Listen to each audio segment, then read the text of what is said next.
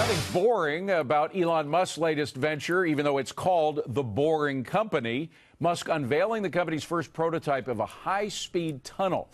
Hillary Vaughn has more for us on all this. Hillary.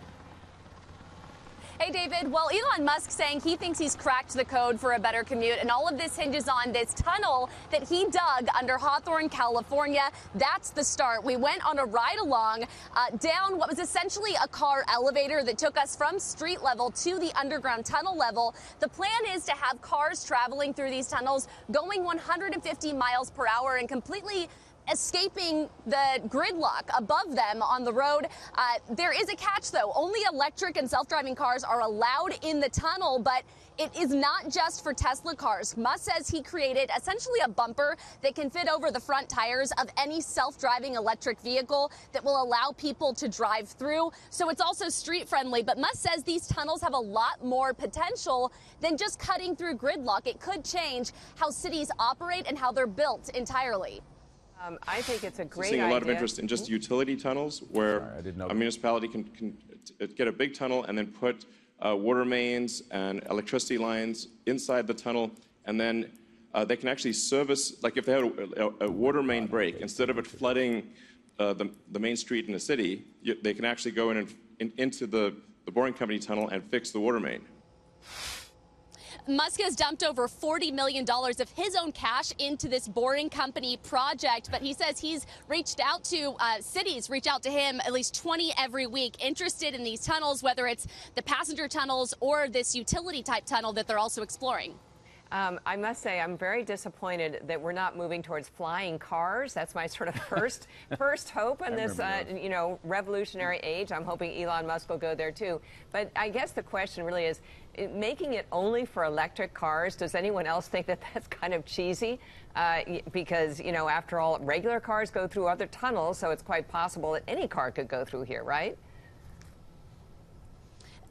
I think part of the issue that Elon addressed this yesterday, saying that if you have a vehicle that's emitting emissions, that actually takes up the oxygen in the tunnel because they are basically the size of a car. There's not much more room. There's also not oxygen pumping into these tunnels that are supposed to be relatively long. So the idea is that it's safer for everyone. But again, this does fit in line with his other company, Tesla. So it makes sense that he's kind of creating a need and also a major perk for people that drive these electric cars and get these autonomous vehicles. Hillary, quick question. Is Deirdre, I saw something like cars can only go 35 to 50 miles per hour?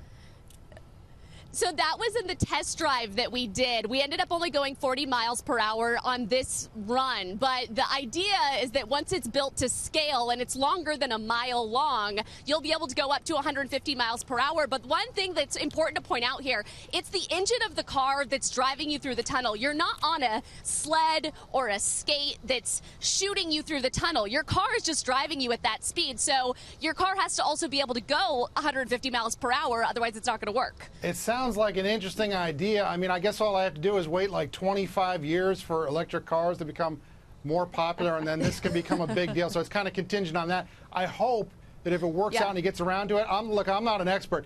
I'm going to go ahead and recommend he puts in a second lane in his tunnel because, cars sometimes break down. I mean, you want to be stuck in a single file line while we're waiting to get these cars out of there? I don't know. I hope that's what it looks like.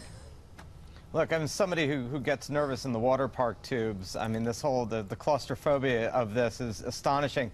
On a separate note, if you're going to pay attention to one erratic billionaire who knows no shibboleths and speaks before he thinks, I think it would be much better for all of us to pay more attention to Elon Musk. Not because he's necessarily right. In fact, he's clearly wrong a lot. But at least he is passionately engaged, and occasionally, I think, nuttily engaged, in trying to, break through how we are doing things and to move toward how we might do things. You got to give him credit for that. Hillary, I'm wondering, this particular 1.14-mile tunnel costs $10 million. Does that mean that the entire project will be about a $10 million per mile? Because that'd be kind of prohibitive, wouldn't it?